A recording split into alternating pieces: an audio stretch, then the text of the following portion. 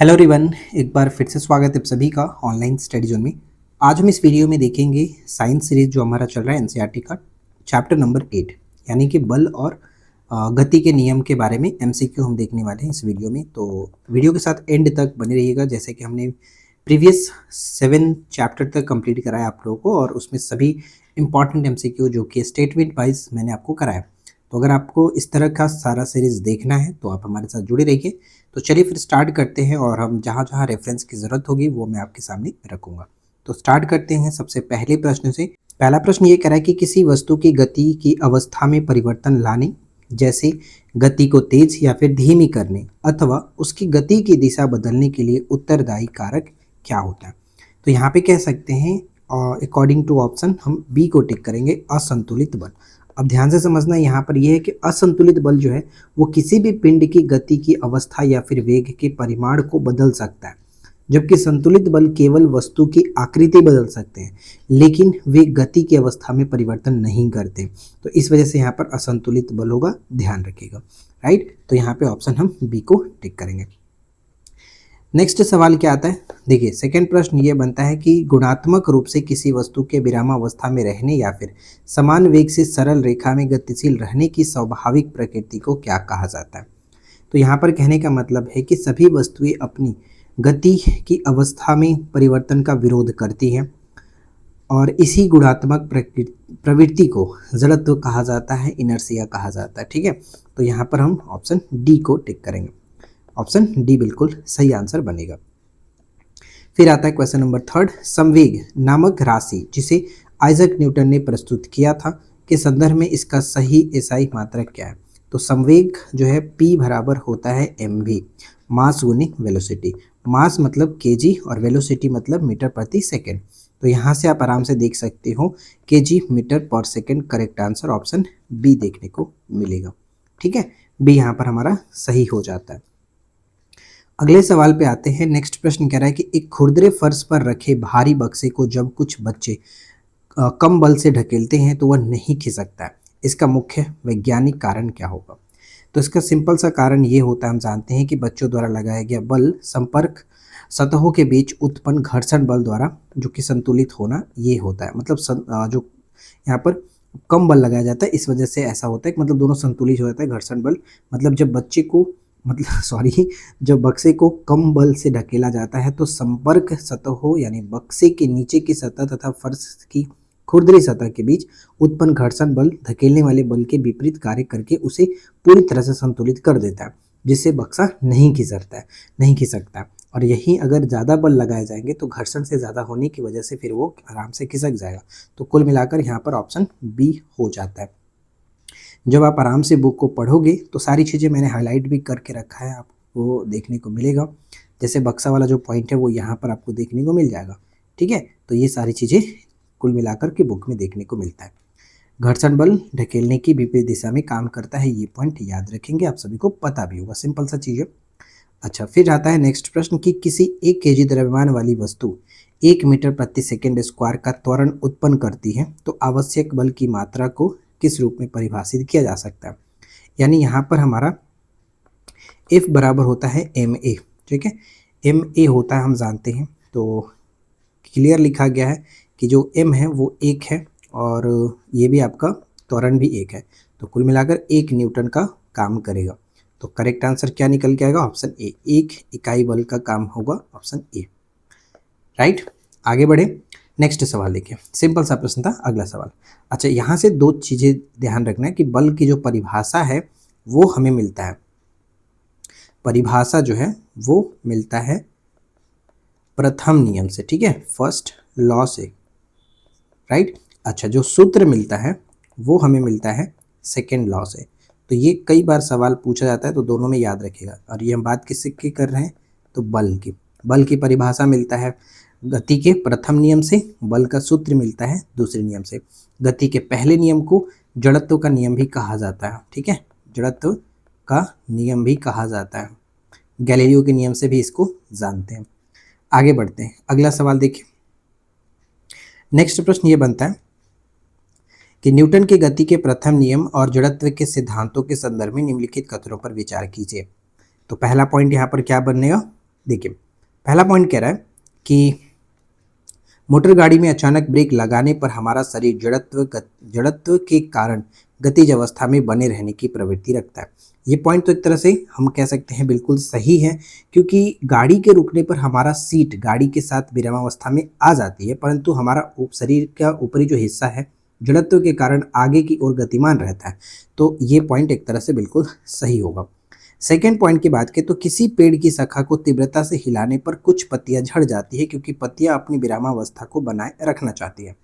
ये भी हमारा सही होगा, क्योंकि पेड़ की शाखा गति में आ जाती है जबकि पत्तियां विरामावस्था के जड़त्व के कारण अपनी मूल स्थिति बनाए रखना चाहती है, जिससे भी टूट जाती हैं। तो यहाँ पर सेकेंड पॉइंट भी करेक्ट है। तीसरा आता है कि भारी वस्तुओं का जड़त्व हल्की वस्तुओं की तुलना में कम होता है। ये पॉइंट गलत है, क्योंकि जितना ज़्यादा द्रव्यमान उतना ज़्यादा जड़त्व। ये पॉइंट सबसे पहले तो याद रखिएगा, ठीक है। मतलब जड़त्व एक तरह से कह सकते हैं द्रव्यमान का ही माप होता है। तो तीसरा पॉइंट पूरी तरह से यहाँ पर गलत होगा, क्योंकि किसी भी वस्तु का द्रव्यमान उसके जड़त्व की माप होता है, और भारी वस्तुओं का द्रव्यमान अधिक होने के कारण उसका जड़त्व भी अधिक होगा। तो ये पॉइंट पूरी तरह से गलत। और अगर हमें सत्य बताना होगा तो फर्स्ट और सेकेंड को टिक करेंगे, ऑप्शन ए सही आंसर बन जाता है। उम्मीद है कि आपने वीडियो को अब तक लाइक ज़रूर कर दिया होगा, और सबसे ज़रूरी चीज़ अपने फ्रेंड के साथ वीडियो को शेयर किया करो, जो कि आप नहीं करते हो, ठीक है। नेक्स्ट आता है कि बल, संवेग और न्यूटन के गति के द्वितीय नियम के अनुप्रयोगों के संबंध में निम्नलिखित कथनों पर विचार कीजिए। तो देखते हैं पहला प्रश्न यहाँ पर क्या कह रहा है। पहला प्रश्न है कि क्रिकेट में क्षेत्र रक्षक तेज गति से आ रही गेंद को लपकते समय अपने हाथ को पीछे की ओर खींच करके संवेग परिवर्तन की दर को बढ़ाता है। जी नहीं, संवेग परिवर्तन की दर को वो कम करता है, जिससे उसके हथेली पर चोट कम लगे, ठीक है। तो ये पॉइंट पूरी तरह से गलत होगा। सेकंड आता है कि कराटे का खिलाड़ी एक ही झटके में बर्फ की सिल्ली को तोड़ देता है, क्योंकि वह बहुत कम समय में अत्यधिक बल यानी संवेग परिवर्तन की उच्च दर आरोपित करता है। एक तरह से ये पॉइंट बिल्कुल सही है, क्योंकि कराटे खिलाड़ी का हाथ बहुत कम समय में शून्य वेग पर आता है, जिससे संवेग परिवर्तन की दर बहुत अधिक होती है और बर्फ पर अत्यधिक बल लगता है। तो ये सेकंड पॉइंट हमारा सही होगा। तीसरा आता है कि वस्तु के द्वारा उत्पन्न प्रभाव उसके द्रव्यमान और वेग दोनों पर निर्भर करता है। ये भी एक तरह से हमारा सही होगा, क्योंकि एक छोटा द्रव्यमान जैसे बंदूक की गोली भी उच्च वेग के कारण जानलेवा हो सकती है, जो दर्शाता है कि प्रभाव द्रव्यमान और वेग दोनों पर निर्भर करता है, राइट। तो यहाँ पर हम कह सकते हैं सेकंड और थर्ड सही है। असत्य बताना है तो असत्य केवल एक था, तो ऑप्शन हम बी को टिक करेंगे, ऑप्शन बी। नेक्स्ट सवाल क्या बनता है, ध्यान से देखेंगे। यदि किसी 5 kg द्रव्यमान वाली वस्तु पर 2 सेकंड के लिए एक नियत असंतुलित बल कार्य करता है और इसके मतलब यह इसके वेग को 3 मीटर प्रति सेकंड से बढ़ा करके 7 मीटर प्रति सेकंड कर देता है, तो बताइए कि परिणाम क्या होगा। अब यहाँ पे ध्यान दीजिए हमारे पास क्या क्या है। एक तो हमारे पास मास है जो कि 5 kg दिया गया, राइट। अच्छा, जो टी है वो 2 सेकंड का समय दिया गया। एक तो हमारे पास इनिशियल वह जो है वो 3 मीटर पर सेकंड था और उसके बढ़ा करके 7 किया जा रहा है, यानी स्टार्टिंग में 3 मीटर पर सेकंड था, जो कि बढ़ा करके वो 7 मीटर पर सेकंड हो जाता है। और बल बताना है तो हमने एक चीज़ देखा था जो आपको मैं दिखा भी देता हूँ, वो फार्मूला हम कौन सा यहाँ पे लगाने वाले हैं, तब जाकर के और बेटर तरीके से आपको ये चीज़ें समझ में आएंगी। देखो ये चीज़ है, यहाँ पर ये फार्मूले को हम लगाने वाले हैं। टोटल यहाँ पर ये फार्मूला लगेगा, मतलब लगाया गया बल जो होगा F बराबर m गुनी मतलब वेग में परिवर्तन की दर, ये वाला हम लोग यहाँ पर यूज़ करने वाले हैं। जैसे कि F बराबर आप ma जानते हो, तो हम यहाँ पर a को इस तरह से भी तो लिख सकते हैं, v minus U by T, right. लिख सकते हैं कि नहीं लिख सकते हैं। तो m हमारे पास दिया गया है 5, v जो है वो 7 है, उसमें से 3 गया 4 और नीचे आपका 2, यानी कि कह सकते हो 10 न्यूटन का बल यहाँ पर कार्य करेगा, जो कि ऑप्शन आप सी में देख पाओगे। तो कितना अच्छा सा सवाल था, थोड़ा सा याद रखने वाली चीज़ें थी, तो इम्पॉर्टेंट है। आगे बढ़ते हैं। अगला प्रश्न आता है कि गैलीलियो के प्रयोगों और न्यूटन के विचारों के अनुसार यदि किसी आदर्श घर्षण रहित क्षैतिज तल पर गोली को गति दी जाए तो उसकी गति के संदर्भ में क्या सत्य है। तो देखिए यहाँ पर अगर चारों ऑप्शंस को ध्यान से आप पढ़ोगे, आराम से पढ़ करके देखो, तो गोली बिना किसी नेट बाह्य बल के एक समान वेग से निरंतर चलती रहेगी। मतलब कि गैलीलियो ने निष्कर्ष निकाला कि जब कोई बाह्य बल कार्य नहीं करता है, वस्तुएं एक निश्चित गति से चलती हैं। वास्तविक जीवन में अगर घर्षण के कारण वस्तुएं रुकती हैं, लेकिन एक आदर्श घर्षण रहित तल पर गति को एक रूप बनाए रखने के लिए किसी नेट बाह्य बल की आवश्यकता नहीं होती है।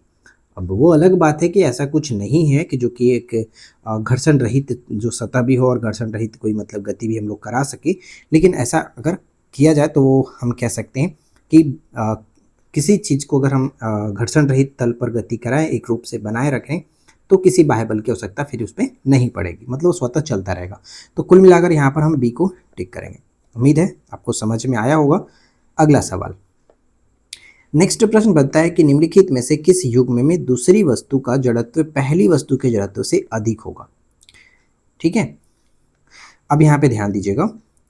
कहने का मतलब ये हुआ कि मतलब देखिए, कहने का मतलब कि जड़त्व से अधिक होगा। तो यहाँ पर हम देख सकते हैं 1 रुपये के सिक्का जो है एवं 5 रुपये के सिक्का। तो 1 रुपये के सिक्का, प्रश्न में कह रहा है कि दूसरी वस्तु का जड़त्व पहली वस्तु से अधिक होगा। तो दूसरी वस्तु यहाँ पर 5 रुपये का सिक्का और एक पहली वस्तु 1 रुपये का सिक्का। तो हमने क्या बताया था कि जो जड़त्व है वो द्रव्यमान पर निर्भर करता है, द्रव्यमान की माप होता है, मतलब जितना ज़्यादा द्रव्यमान उतना ज़्यादा जड़त्व। तो 5 रुपये का अगर एक सिक्का रखा जाए और एक 1 रुपये का सिक्का रखा जाए, तो डेफिनेटली कहेंगे कि जड़त्व जो होगा वो इसका ज़्यादा होगा, क्योंकि इसका जो मास है वो ज़्यादा है। ठीक है, समझ में आ रहा है? तो उम्मीद है चीज़ें क्लियर होंगी। आगे देखते हैं। तो करेक्ट आंसर ऑप्शन सी हो जाता है। नेक्स्ट पॉइंट है कि गति के तृतीय नियम के अनुसार क्रिया और प्रतिक्रिया बल के कार्य करने के ढंग के संदर्भ में कौन सा पूर्णतः कथन जो कि सत्य है, कौन सा कथन पूर्णतः सत्य है। तो ऑप्शन पे नज़र डालिए, चारों ऑप्शन को ध्यान से पढ़िए आप, और यहाँ पे आराम से गेस करेंगे कि क्रिया और प्रतिक्रिया बल सदैव दो अलग अलग वस्तुओं पर एक साथ कार्य करते हैं। ठीक है, मतलब न्यूटन के गति के तीसरे नियम के अनुसार क्रिया और प्रतिक्रिया बल परिमाण में सदैव समान लेकिन दिशा में विपरीत होते हैं। ये बल सदैव दो अलग अलग वस्तुओं पर एक साथ ताक्षणिक जो कि कार्य करते हैं, एक ही वस्तु पर नहीं। ठीक है, तो यहाँ पर हम कह सकते हैं जो कि हमारा ऑप्शन बी बिल्कुल सही होगा। राइट, ऑप्शन बी को टिक करेंगे। नेक्स्ट सवाल बनता है जो कि कथन वाला है, ध्यान से देखिए कि गति के नियमों के संदर्भ में, मतलब गति के नियमों के सिद्धांतों और उनके दैनिक उदाहरणों पर विचार करते हुए निम्नलिखित कथनों का विश्लेषण कीजिए।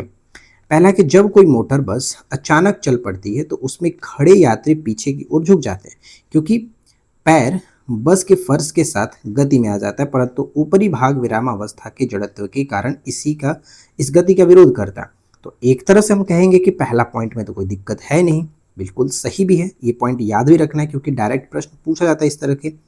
अच्छा, फिर सेकंड पॉइंट आता है कि सुरक्षा बेल्ट यानी सेफ्टी बेल्ट मोटर गाड़ियों में अचानक ब्रेक लगने पर यात्रियों के आगे बढ़ने की गति को तेज करने के लिए डिज़ाइन की जाती है।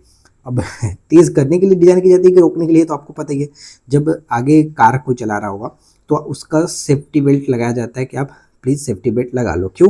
क्योंकि आपको पता है क्यों लगाया जाता है, तो ये तो पूरी तरह से उल्टा कह रहा है। राइट, सुरक्षा बेल्ट हमारे आगे बढ़ने की गति को धीमा करती है ताकि पैनल से टकरा करके कोई दुर्घटना ना हो। राइट, तो ये चीज़ समझ में आया। तीसरा है कि जब कोई कार किसी तीक्ष्ण मोड़ पर मुड़ती है तो हमारा शरीर दिशा के जड़त्व के कारण एक ओर झुक जाती है, क्योंकि शरीर अपनी सरल रेखीय गति को बनाए रखना चाहती है। ये तो हमारा करेक्ट है। जब इंजन गाड़ी की ओर मुड़ने के लिए एक असंतुलित बल लगाता है तो हमारा शरीर अपनी सरल रेखीय दिशा को बनाए रखने के प्रयास में एक ओर झुक जाता है। तो ये पूरा हमारा सही होगा। तो कह सकते हैं यहाँ पे सत्य के रूप में देखा जाए तो फर्स्ट और थर्ड तो सही है, फर्स्ट और थर्ड यानी ऑप्शन सी को टिक करेंगे। राइट, उम्मीद है दोस्तों आप लोगों को ये चीज़ें पसंद आ रही होगी। अगर आप वीडियो को यहाँ तक वॉच कर रहे हैं तो प्लीज़ उम्मीद है कि वीडियो को आपने लाइक ज़रूर किया होगा।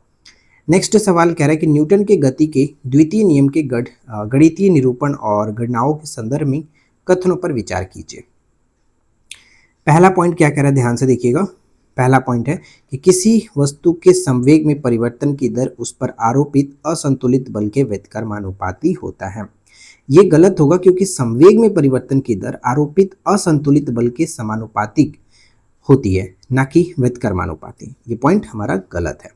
राइट, सेकंड आता है कि यदि किसी वस्तु पर लगने वाला नेट बाह्य बल F शून्य हो तो उसका त्वरण A भी शून्य होगा, जो कि गति के प्रथम नियम के गणितीय रूप में सिद्ध होता है। तो जाहिर सी बात है यार, अगर आप देखो कि हम क्या लिखते हैं, मतलब F बराबर ma लिखते हैं। अगर F जो शून्य है तो अब ये जो शून्य का मतलब क्या होगा, तो डेफिनेटली जब पूरी तरह से ये शून्य आ रहा है तो क्या कह सकते हैं, यदि हमारा F ही शून्य है तो A कहीं ना कहीं ये कोई ना कोई एक ज़ीरो हुआ होगा। अब चाहे m का वैल्यू कुछ भी रखा हो तो A एक ज़ीरो डेफिनेटली होगा, तब जाकर के ये पूरा वैल्यू ज़ीरो होगा, राइट। मतलब वस्तु अपनी विरामावस्था या फिर एक समान गति की अवस्था को बनाए रखेगी, राइट। तो यहाँ पर हमारा करेक्ट है। अच्छा, तीसरा पॉइंट आता है कि 2 kg द्रव्यमान की वस्तु को 5 मीटर प्रति सेकंड स्क्वायर की दर से त्वरित करने में अधिक बल की आवश्यकता होगी बजाय 4 किलोग्राम द्रव्यमान की वस्तु को 2 मीटर प्रति सेकंड के स्क्वायर से त्वरित करने में।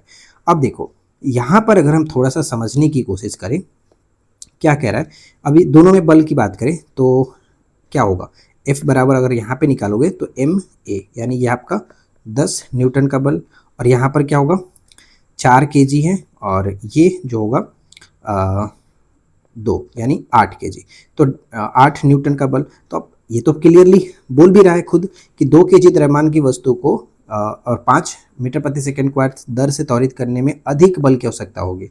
तो बिल्कुल अधिक यहाँ पे लग रहा है 10 न्यूटन का बल और यहाँ पे 8 न्यूटन का बल, तो जाहिर सी बात है पहला मतलब ये पॉइंट हमारा सही हो रहा है। अब ये बताओ कि प्रश्न में पूछा गया था कि कथन सही है, तो कौन सा कथन सही निकला। पहला पॉइंट तो हमारा गलत था, सेकंड वाला सही था और तीसरा सही था। सेकंड और थर्ड को टिक करेंगे, ऑप्शन बी। उम्मीद है गाइज सब कुछ क्लियरली समझ में आ रहा होगा। इसी तरह से प्रश्न पेपर में भी पूछे जा रहे हैं, तो ध्यान से आराम से सभी चीज़ों को समझिए। अब आगे बढ़ते हैं, अगले सवाल पे आते हैं। नेक्स्ट कह रहा है कि नीचे दिए गए कथन और कारण को ध्यानपूर्वक पढ़े और सही कूट का चयन करें। तो पहला पॉइंट देखिए ध्यान से, क्या कह रहा है कि कथन जो है ए है, बंदूक से गोली दागने पर बंदूक पीछे की ओर प्रक्षेपित रिकॉइल होती है। बिल्कुल सही है, होता है। कारण क्या है, अब कारण पूछा जाएगा, मतलब सबसे पहले ये समझना पड़ेगा कि होती है तो क्यों होती है, नहीं होती है तो क्यों नहीं होती है।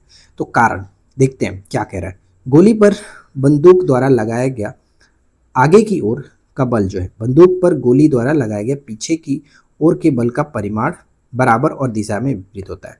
मतलब न्यूटन के थर्ड लॉ के अकॉर्डिंग यहाँ पर देखा जाए तो ये कह सकते हैं ये पीछे हटता है, इसीलिए क्योंकि यहाँ पर तृतीय नियम काम करता है, तो सही होगा। तो कह सकते हैं ए और आर दोनों सही है और आर ए का सही व्याख्या भी कर रहा है, तो करेक्ट आंसर तो ए को टिक करेंगे आराम से, दिक्कत वाली बात नहीं है।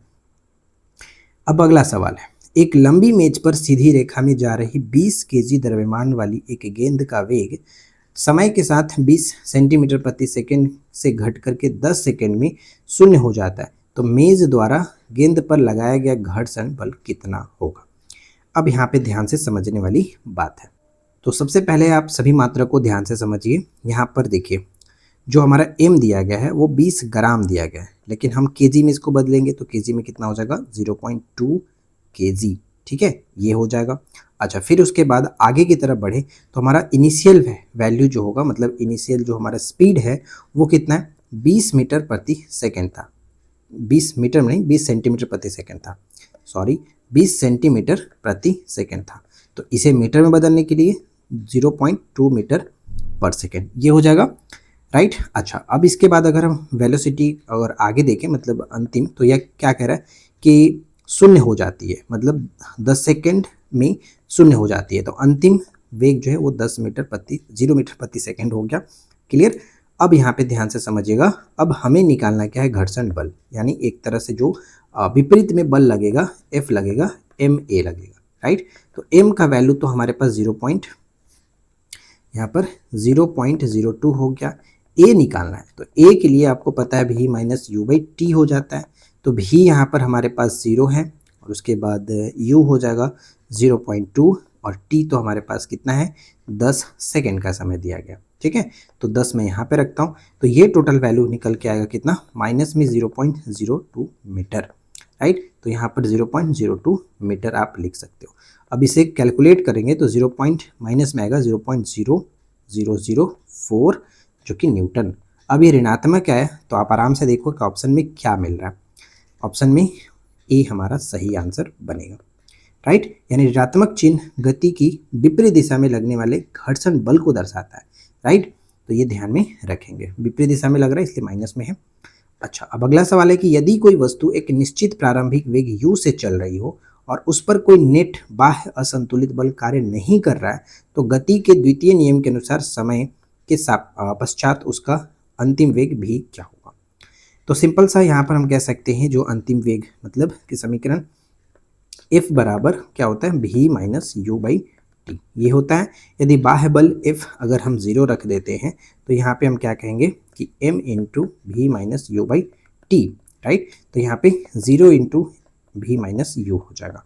तो अगर यहाँ पे ध्यान दीजिएगा, चूँकि मतलब द्रव्यमान अगर m शून्य नहीं हो सकता, मतलब द्रव्यमान तो कोई वस्तु है तो उसको शून्य नहीं हो सकता, इसलिए हम यहाँ पर क्या कहेंगे कि 0 बराबर v माइनस यू बराबर अगर हम 0 रखते हैं तो कुल मिलाकर v बराबर u हो जाएगा, मतलब u बराबर v देखने को मिलेगा।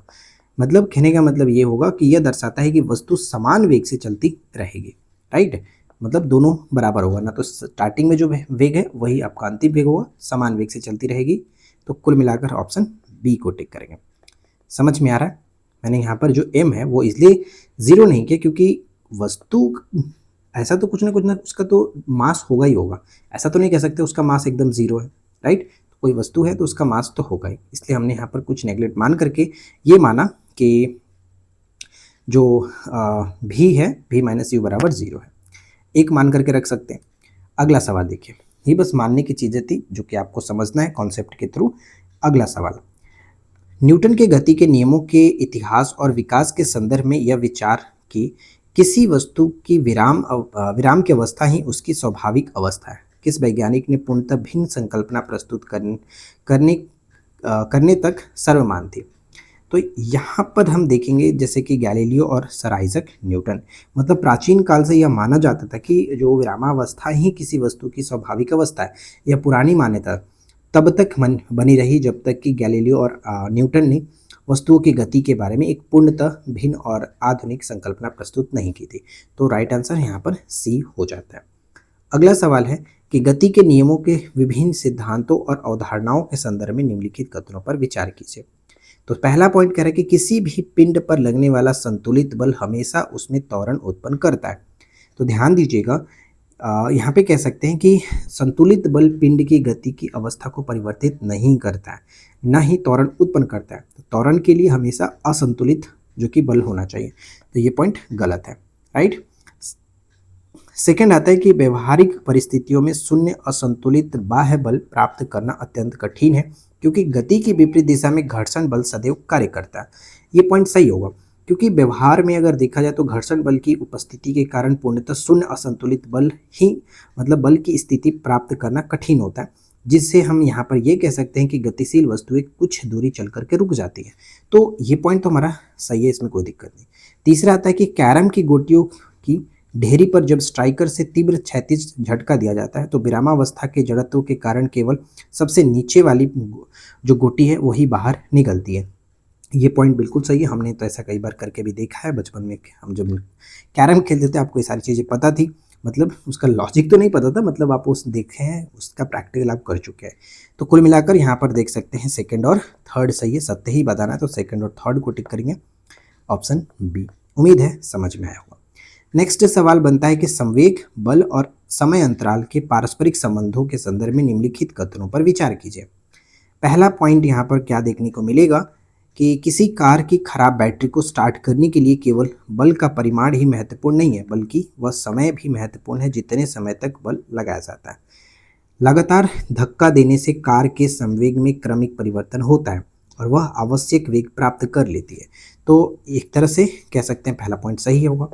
सेकेंड आता है कि ऊंची कूद वाले मैदान में खिलाड़ियों को कुशन या फिर बालू पर इसलिए कूदाया जाता है ताकि गिरने के समय को कम करके संवेग परिवर्तन की दर को बढ़ाया जा सके। तो यहाँ पर थोड़ा सा मिस्टेक है क्योंकि कुशन या फिर बालू पर गिरने से संपर्क का समय बढ़ता है जिससे संवेग परिवर्तन की दर कम होती है और खिलाड़ी को चोट लगने का बल जो है वो कम हो जाता है। तो ये थोड़ा सा यहाँ पर मिस्टेक था, तो इसे आप सुधार करेंगे, ठीक है।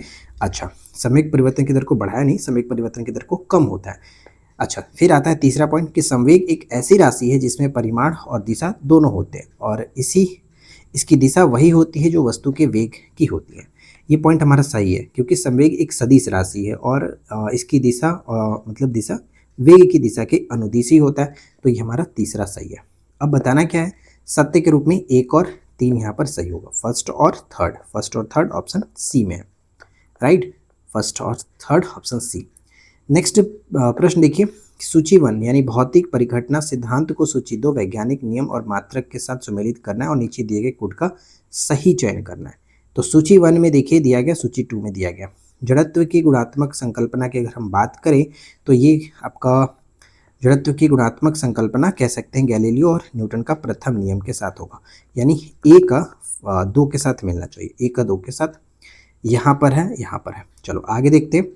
इसके बाद अगर हम नेक्स्ट पे देखें, संवेग की मात्रा केजी मीटर पर सेकेंड होता है, यानी बी का 3 के साथ, अब देखो बी का 3 यहाँ पर मिल रहा है, यानी सही आंसर ऑप्शन ए हमारा बन गया।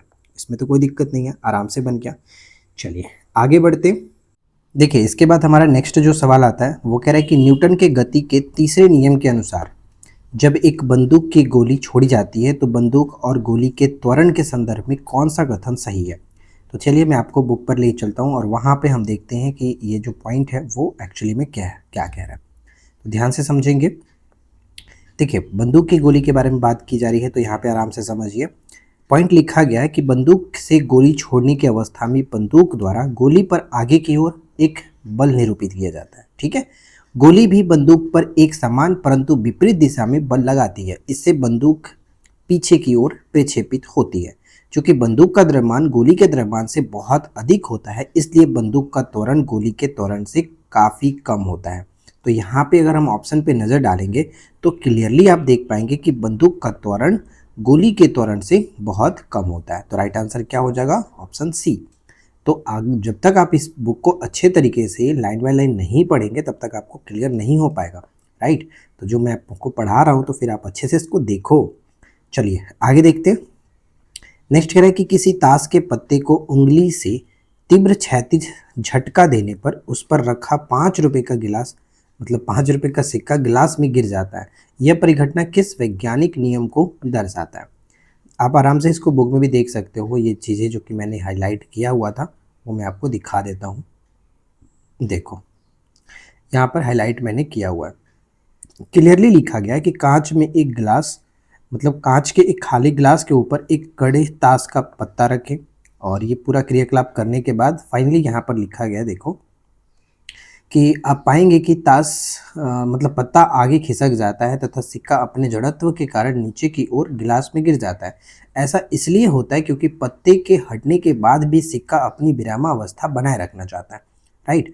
और अंगुली से ताश का पत्ता को झटका देने पर पत्ते के ऊपर रखा सिक्का जो कि गिलास में गिर जाता है। और क्यों गिर जाता है वो मैंने आपको बता दिया, क्योंकि सिक्का अपनी विरामावस्था के जड़त्व के कारण अपनी जगह पर बने रहना चाहता है और पत्ता हटने पर वो नीचे गिलास में गिर जाता है, राइट। तो यहाँ पर हम क्या कर सकते हैं, ऑप्शन बी, विराम का जड़त्व, ऑप्शन बी को टिक करेंगे।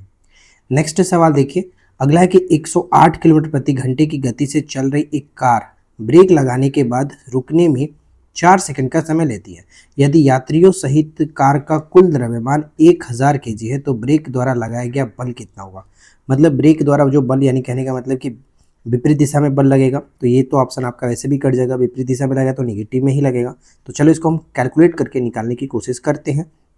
जो इनिशियल वैल्यू है वो 108 मतलब इनिशियल जो आपका वेग होगा, वेलोसिटी होगा, वो क्या है 108 किलोमीटर पर घंटा। लेकिन हम जानते हैं मीटर पर सेकंड में करना होता है, तो किलोमीटर प्रति घंटा को मीटर पर सेकंड में करने के लिए सिंपल सा 5/18 से हम डिवाइड करते हैं और ये आपका 6 बार में जाएगा, तो 6×5 30 मीटर पर सेकेंड, ठीक है। यहाँ तक कोई समस्या नहीं।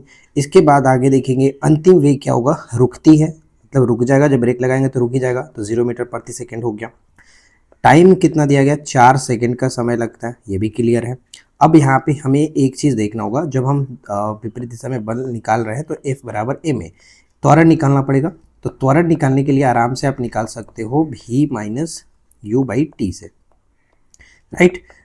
m कितना दिया गया 1000, यहाँ पर v कितना है, तो आप v कहेंगे कि 0 माइनस 30/में, यहाँ पे t हमारा 4, तो कुल मिलाकर कितना हो जाएगा ये 1000 गुने -30/4, राइट। अब इसे आप कैलकुलेट करोगे तो आराम से आप देखोगे कि टोटल हमारा माइनस में आएगा 7500 न्यूटन। तो 7500 न्यूटन का मतलब ये आपका यही होगा, ऋणात्मक चिन्ह का मतलब यही हुआ कि विपरीत दिशा में लगने वाला बल, यानी करेक्ट आंसर ऑप्शन ए हो जाता है। ठीक है, समझ में आया। चलिए अगला सवाल देखिए। नेक्स्ट करें कि दैनिक जीवन में घर्षण के प्रभाव को न्यूनतम करने के लिए निम्नलिखित में से किस विधि का उल्लेख अध्याय में किया गया। तो हम जानते हैं कि घर्षण को कम करने के अगर प्रभाव के बारे में देखें तो कह सकते हैं कि चिकनी कांच के गोली तथा चिकने समतल का प्रयोग करना और सतह पर लुब्रिकेंट का इस्तेमाल करना, लेप लगाना, इस तरह से हमारा घर्षण कम हो जाएगा। तो करेक्ट आंसर बी होगा। नेक्स्ट सवाल है, किसी मेज पर रखे लकड़ी के पिंड को यदि विपरीत दिशाओं में दो समान परिमाणों के बलों द्वारा खींचा जाए तो पिंड की गति की अवस्था पर क्या प्रभाव पड़ेगा। ध्यान दीजिएगा, जब किसी पिंड को दोनों ओर से समान कहें कि समान बलों द्वारा विपरीत दिशाओं में खींचा जाता है तो नेट बाह्य बल शून्य होने के कारण बलों को संतुलित बल कहते हैं और पिंड की गति में कोई परिवर्तन नहीं होगा, मतलब पिंड गति नहीं करता है। तो यहाँ पे राइट आंसर आप देखेंगे कि पिंड किसी भी गति में नहीं करेगा क्योंकि दोनों संतुलित बल है। तो करेक्ट आंसर बी को टिक करेंगे। नेक्स्ट सवाल आता है कि बल, गति और संपर्क सतहों के बीच के अंतर संबंधों के संदर्भ में निम्नलिखित कथनों पर विचार कीजिए। इसमें पहला पॉइंट है कि जब हम साइकिल के पैडल चलाना बंद कर दें तो साइकिल घर्षण बल के कारण धीमी होने लगती है जो गति के विपरीत दिशा में कार्य करता है। बिल्कुल सही है, इसमें तो कोई दिक्कत नहीं है, आराम से हम समझ भी सकते हैं। सेकेंड पॉइंट आता है कि किसी वस्तु को त्वरित करने के लिए एक संतुलित बल की आवश्यकता होती है। पहला चीज़ ध्यान रखिएगा, मैंने आपको पहले भी बताया था कि किसी वस्तु को त्वरित अगर करना है तो वहाँ पे हमें असंतुलित बल की आवश्यकता होगी, ना कि संतुलित बल। तो ये पॉइंट गलत हो जाता है, राइट। तीसरा पॉइंट आता है कि जब बच्चे बक्से को खुरदरे फर्श पर ढकेलने के लिए बल बढ़ाते हैं और ढकेलने वाला बल घर्षण बल से अधिक हो जाता है और तब असंतुलित बल के कारण बक्सा खिसकने लगता है। मतलब घर्षण बल से अधिक होना चाहिए असंतुलित बल, तब जाकर के वो बक्सा खिसकेगा। तो यहाँ पर फर्स्ट और थर्ड तो बिल्कुल सही है, हमें बताना क्या है सत्य, तो फर्स्ट और थर्ड को टिक करेंगे, ऑप्शन सी यहाँ पर बिल्कुल सही आंसर निकल करके आएगा। इसके बाद अगला प्रश्न आता है कि न्यूटन के गति के नियमों और संवेग संरक्षण के मूलभूत अवधारणाओं के संबंध में निम्नलिखित कथनों पर विचार कीजिए। पहला पॉइंट है कि गति का द्वितीय नियम यह बताता है कि किसी वस्तु के संवेग में परिवर्तन की दर उस पर लगने वाले असंतुलित बल के दिशा में बल की समानुपाती होते हैं। पॉइंट बिल्कुल सही है, किसी प्रकार का दिक्कत नहीं। सेकेंड अगर पॉइंट की बात करें तो दो स्प्रिंग तुलाओं को आपस में जोड़ करके खींचने पर दोनों तुलाएं भिन्न भिन्न मान दर्शाती है क्योंकि क्रिया और प्रतिक्रिया बल का जो परिमाण है वो अलग होता है। ये गलत है क्योंकि हम जानते हैं न्यूटन के तृतीय नियम के अनुसार दोनों एक दूसरे वस्तु पर बल लगाता है, एक क्रिया और एक प्रतिक्रिया बल, लेकिन दोनों समान लगाता है। तो यहाँ पर कह सकते हैं दोनों भिन्न भिन्न मान तो नहीं दिखाएगा, दोनों समान दिखाएगा। चलो मैं एक बार आपको बुक में भी इसको दिखा देते हैं कि ये चीज़ें कहाँ पर आपको देखने को मिलेगा। देखो यहाँ पर आप आराम से पढ़ पाएंगे। माना कि दो स्प्रिंग तुलाएं एक दूसरे से जुड़ी हैं, जैसा कि चित्र 8.10 में हमें दिखाया गया, ठीक है ये। और तुला बी स्थिर सिरा दीवार से जुड़ा है, मान लीजिए बी का स्थिर दीवार से जुड़ा है, और जब तुला ए के मुक्त सिरे पर बल लगाया जाता है तो हम पाते हैं कि दोनों तुलाएं एक ही मान दर्शाएंगी, अर्थात तुला ए द्वारा तुला बी पर प्रयुक्त बल तुला बी के द्वारा तुला ए पर लगाए गए बल के जो है परिमाण समान होते हैं, परंतु इन दोनों बलों की दिशाएं परस्पर विपरीत होती हैं। मतलब ये इस पर लगाता है, ये इस पर लगाता है, विपरीत होता है, लेकिन दोनों पर समान बल लगता है। इन दोनों बलों में कोई एक बल क्रिया तो दूसरा एक प्रतिक्रिया होता है। अंततः गति के तृतीय नियम के अनुसार भी इसे व्यक्त किया जा सकता है, राइट। तो यहाँ पर हम आराम से समझ सकते हैं ये पॉइंट पूरी तरह से गलत है। तीसरा आता है कि गति के तीसरे नियम को इस प्रकार भी व्यक्त किया जा सकता है कि किसी भी क्रिया के ठीक उसके समान किंतु विपरीत प्रतिक्रिया, मतलब विपरीत दिशा में प्रतिक्रिया होती है। तो फर्स्ट और थर्ड यहाँ पर हमें सही मिलेगा, तो ऑप्शन सी को टिक करेंगे, ऑप्शन करेक्ट होगा सी, ठीक है। नेक्स्ट सवाल अगला है कि नीचे दिए गए कथन और कारण को ध्यानपूर्वक पढ़ना। पहला कथन, सड़क के किनारे खड़े किसी स्थिर ट्रक से कोई दुर्घटना नहीं होती, परंतु 5 मीटर प्रति सेकेंड जैसी कम गति से चलते हुए ट्रक से किसी व्यक्ति की मृत्यु का कारण बन सकता है। मतलब लॉजिकली अगर आप ध्यान से समझेगा तो कह सकते हैं कि ये पॉइंट बिल्कुल सही होगा, क्योंकि स्थिर ट्रक का संवेग शून्य होता है, जबकि गतिशील ट्रक का द्रव्यमान अत्यधिक होने के कारण उसका संवेग बहुत अधिक होता है, जो घातक चोट पहुंचा सकता है। सेम इसी तरह से इसका अपोजिट भी समझ सकते हो। जैसे कि अगर आप छोटी सी गोली देख लो, मतलब बंदूक की गोली छोटी सी होती है, लेकिन अगर वो बंदूक से प्रहार करता है तो कितना तेजी में जाता है। मतलब एक छोटा सा गोली भी घातक तो कर मतलब मृत्यु का कारण तो बनता ही है। उसी तरह से यहाँ पे कारण इसका समझिए, अगर कारण क्या कह रहा है कि किसी वस्तु द्वारा उत्पन्न प्रभाव केवल उसके वेग पर निर्भर करता है, उसके द्रव्यमान से उसका संबंध नहीं। ये पॉइंट तो गलत है, क्योंकि सिर्फ और सिर्फ वेग से निर्भर नहीं करता, उस द्रव्यमान और वेग दोनों पर ये निर्भर करता है, मतलब संवेग। तो कुल मिलाकर देखा जाए तो कथन तो सही था, लेकिन कारण पूरी तरह से गलत है। तो यहाँ पर सी को टिक करेंगे, ए सही है परंतु आर असत्य है। सी यहाँ पर सही आंसर बनेगा। अगला सवाल नेक्स्ट कह रहा है कि कोई बल्लेबाज किसी क्रिकेट की गेंद को पर्याप्त प्रयास से हिट नहीं करता और कुछ दूर लुढ़कने के बाद रुक जाती है, तो गेंद के रुकने का सही वैज्ञानिक कारण क्या है? तो यहाँ पर अगर हम ध्यान से समझेंगे तो ऐसा इसलिए होगा, गेंद पर गति की दिशा में विपरीत एक घर्षण बल कार्य करता है, इसलिए जाकर के कुछ समय के बाद वो लुढ़कना बंद कर देगा, रुक जाएगा घर्षण बल के कारण। तो ऑप्शन सी हो जाता है। नेक्स्ट सवाल है कि जब कोई व्यक्ति किसी नाव से आगे की ओर कूदता है तो नाव पीछे की ओर खिसक जाती है। यह परिघटना न्यूटन के किस नियम का प्रत्यक्ष उदाहरण है? तो सिंपल सा उदाहरण हम जानते हैं, न्यूटन के गति का तीसरा नियम होगा, थर्ड लॉ ऑफ मोशन। फिर आता है नेक्स्ट पॉइंट कि यदि किसी गतिशील वस्तु का द्रव्यमान दुगना कर दिया जाए और उसका वेग आधा कर दिया जाए तो उसके प्रारंभिक संवेग की तुलना में उसके नए संवेग पर क्या प्रभाव पड़ेगा? देखिए, इसको आप आराम से समझ सकते हो। मानते हैं कि हमारा जो p होता है, यानी जो मोमेंटम होता है, p बराबर mv होता है, लेकिन जब प्रश्न में क्या कह रहा है वो प्रश्न को ध्यान से समझिएगा। जैसे कि p डैश, अगर हम नया वाला द्रव्यमान मतलब नया वाला संवेग की बात कर रहे हैं, तो प्रश्न में ये कह रहा है कि अगर किसी वस्तु का द्रव्यमान दुगना कर दिया जाए, यानी इसे हम 2m कर देते हैं और वेग को आधा कह रहा है करने के लिए, तो v बाई इसे हम 2 कर दिए, तो यहाँ पे वापस से देखेंगे तो क्या निकल के आएगा, एम भी। मतलब P और P डैश में कोई परिवर्तन तो हुआ नहीं। मतलब कहने का मतलब हुआ कि अगर मैंने द्रव्यमान को दुगना किया और वेग को आधा किया तो कोई फर्क नहीं पड़ा। दोनों एक दूसरे के मतलब अगर एक को बढ़ा रहे हैं एक को घटा रहे हैं तो कोई फर्क पड़ेगा ही नहीं। तो कुल मिलाकर देखेंगे कि संवेग अपरिवर्तित रहेगा, तो ऑप्शन सी को टिक करेंगे। नेक्स्ट सवाल ये कह रहा है कि न्यूटन के गति के नियमों के विभिन्न संदर्भों और तकनीकी अनुप्रयोगों के संबंध में निम्नलिखित कथनों पर विचार कीजिए। तो देखिए, यहाँ पे हमारा अगर पहले पॉइंट पे नजर डालें तो कराटे का खिलाड़ी अत्यधिक कम समय अंतराल का उपयोग करके संवेग परिवर्तन की दर को अत्यधिक करता है, जिससे बहुत बड़ा बल उत्पन्न होता है और वो आसानी से क्या करता है कि बर्फ की सिल्ली को तोड़ देता है बहुत ही कम समय में, ठीक है, एक ही झटके में। तो ये पहला पॉइंट तो हमारा करेक्ट है। सेकेंड पॉइंट आता है कि गति के प्रथम नियम को गणितीय रूप से सिद्ध करने के लिए न्यूटन के द्वितीय नियम का सूत्र F बराबर ma प्रयुक्त किया जाता है, और ये मैंने आपको पहले भी बताया था। मतलब हम जानते हैं कि न्यूटन के गति के प्रथम नियम से बल की परिभाषा मिलती है और दूसरे नियम से हमें बल का व्यंजन प्राप्त होता है, राइट।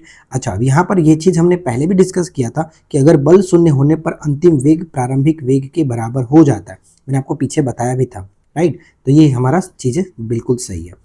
तीसरा पॉइंट आता है कि जब दो वस्तुएं आपस में टकराती हैं तो उनके संवेग में होने वाले परिवर्तन का परिमाण जो है एक दूसरे के असमान होता है। ये पॉइंट गलत है, असमान नहीं होता है, क्योंकि गति के तीसरे नियम के अनुसार दोनों वस्तुएं पर समान और विपरीत बल कार्य करता है, जिससे उनके संवेग में परिवर्तन का परिमाण सदैव बराबर रहेगा। तो तीसरा गलत, सत्य के रूप में 1 और 2 यहाँ पर बिल्कुल सही है, इसलिए ऑप्शन ई को टिक कर सकते हैं। उम्मीद है कि आपने वीडियो को अब तक लाइक ज़रूर किया होगा। यार, वीडियो को लाइक किया करो, फ्रेंड के साथ शेयर किया करो, ताकि मुझे वीडियो बनाने में हिम्मत मिले, नहीं तो इतना लंबा वीडियो मैं नहीं कर पाऊंगा। तो आप लोग थोड़ा सपोर्ट कर लो। नेक्स्ट कह रहा है कि बल के विभिन्न प्रकारों, घर्षण और जड़त्व के सिद्धांतों के संदर्भ में निम्नलिखित कथनों पर विचार कीजिए। तो पहला पॉइंट है कि घर्षण बल हमेशा वस्तु के गति की दिशा के अनुदिश मतलब समान दिशा में करता है। अब ये बताओ, मैंने बात किया कि घर्षण जो बल है वो हमेशा विपरीत दिशा में लगता है, तो फिर ये समान दिशा में कैसे लगेगा? ये तो चीज़ गलत हो गया। कॉन्सेप्ट तो आपको क्लियर है ही। फिर कह रहा है कि किसी मोटरसाइकिल के तीव्र गति से तीक्ष्ण मोड़ पर मुड़ने के दौरान यात्रियों का एक ओर झुकना उनके शरीर के दिशा के जड़त्व के कारण होता है। ये पॉइंट हमारा बिल्कुल सही होगा, क्योंकि शरीर अपनी सरल रेखीय गति बनाए रखना चाहती है और इंजन द्वारा दिशा बदलने पर वह सीट को एक ओर झुक जाता है। तो ये पॉइंट हमारा करेक्ट है।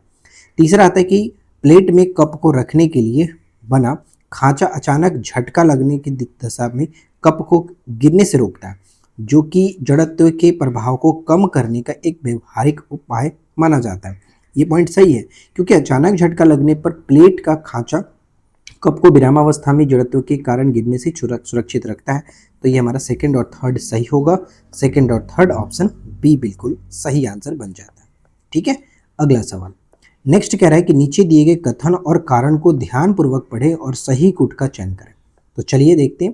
पहला पॉइंट यहाँ पर है कि किसी भारी खाली बक्से को धक्का देने की अपेक्षा पुस्तकों से भरे उसी आकार के बक्से को मतलब धक्का देना अधिक कठिन होता है। तो देखो, अगर हम ध्यान से देखेंगे, मतलब खाली बक्से की तुलना में पुस्तकों से भरा बक्सा भारी होता है, क्योंकि किसी वस्तु का द्रव्यमान ही उसके जड़त्व की माप होती है। तो भारी बक्से का जड़त्व अधिक होगा, वह अपनी स्थिति में परिवर्तन का अधिक विरोध करेगा, इसलिए उसे धक्का देना कठिन होता है। अतः यहाँ पर हम कह सकते हैं ये पॉइंट तो हमारा करेक्ट है। अब सेकेंड पॉइंट कह रहा है कि कारण में कि भारी वस्तु का द्रव्यमान अधिक होने के कारण उनका जड़त्व अधिक होता है, जिससे वे अपनी गति का अवस्था में परिवर्तन का अधिक विरोध करेगा। मतलब ये इसका कारण का सही व्याख्या कर रहा है। तो राइट आंसर ए होगा। ए और आर दोनों सत्य हैं और आर ए का सही व्याख्या भी कर रहा है। ठीक है, तो राइट आंसर ऑप्शन ए को टिक करेंगे, ध्यान दीजिएगा। चलो आगे बढ़ते हैं। अगला प्रश्न है कि 200 ग्राम द्रव्यमान की एक हॉकी का गेंद 10 मीटर प्रति सेकंड की वेग से सीधी रेखा में चलती है। हॉकी स्टिक से इस प्रकार टकराती है कि वह 5 मीटर प्रति सेकंड के वेग से अपने प्रारंभिक मार्ग पर वापस लौट जाती है। हॉकी स्टिक द्वारा आरोपित बल के कारण गेंद के संवेग में कितना परिवर्तन होगा, ये आपसे पूछा जा रहा है। तो चलो फिर इसे हम कैलकुलेट करते हैं। सिंपल सा प्रश्न देखो जाए तो ये मैं आपको बताना चाहूँगा। जैसे कि देखो, m है यहाँ पर 200 ग्राम, लेकिन हम तो केजी में रखते हैं, तो केजी में रखेंगे तो ये कितना निकल जाएगा 0.2 केजी। आप 1000 से डिवाइड कर लो तो 0.2 केजी, राइट। अब इसके बाद हम देखेंगे तो प्रारंभिक वेग हमारा कितना था, u का वैल्यू जो है वो आपका 10 मीटर प्रति सेकेंड था, यहाँ पर क्लियर। फिर इसके थर्ड पॉइंट पे आते हैं।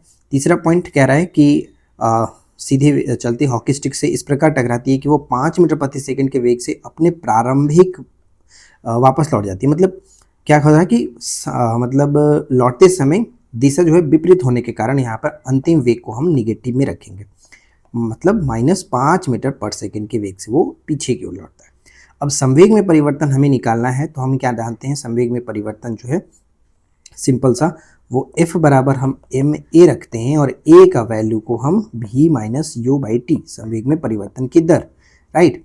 तो अब यहाँ पे देखो बल तो हमारा हो गया था 0.2 m, सॉरी ये मैं बल लिख रहा हूँ, माफ़ी चाहूँगा। हमें तो वही निकालना ना कि आरोपित बल के जो है वो हमें निकालना है।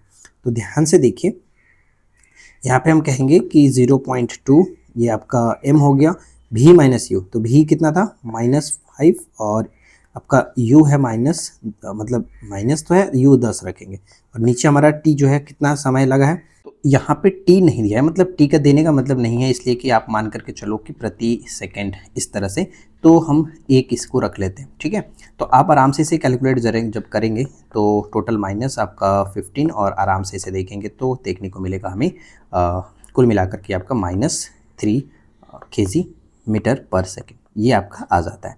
तो आप आराम से देखोगे करेक्ट आंसर हमारा ऑप्शन ए बिल्कुल सही आंसर यहाँ पर बन जाता है। ठीक है, उम्मीद है कि ये चीज़ें समझ में आई होंगी, कैसे कैसे हमने कैलकुलेट किया इसे। चलिए आगे बढ़ते हैं और अगला सवाल देखिए। नेक्स्ट हमारा प्रश्न क्या बनता है कि न्यूटन के गति के नियमों के गुणात्मक और परिणात्मक पहलुओं के संदर्भ में कौन सा विकल्प पूर्णतः सत्य है।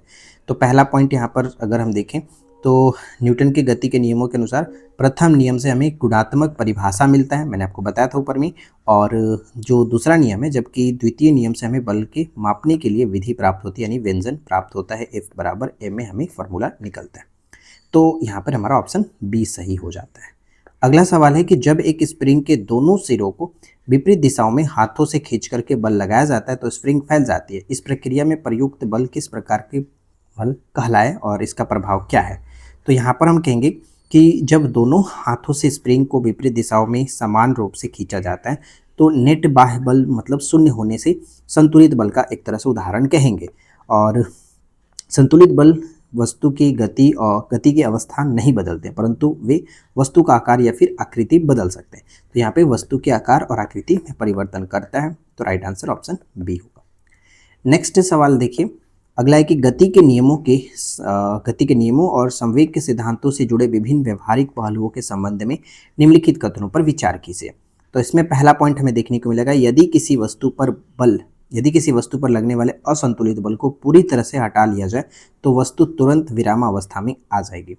तो अगर पहला पॉइंट की बात करें तो ये गलत होगा, क्योंकि असंतुलित बल हटा लेने पर वस्तु प्राप्त किए गए वेग से एक समान गति से चलती रहेगी, मतलब तुरंत रुकेगी नहीं। तो ये तो हमारा गलत है, तुरंत विरामावस्था में नहीं आएगी।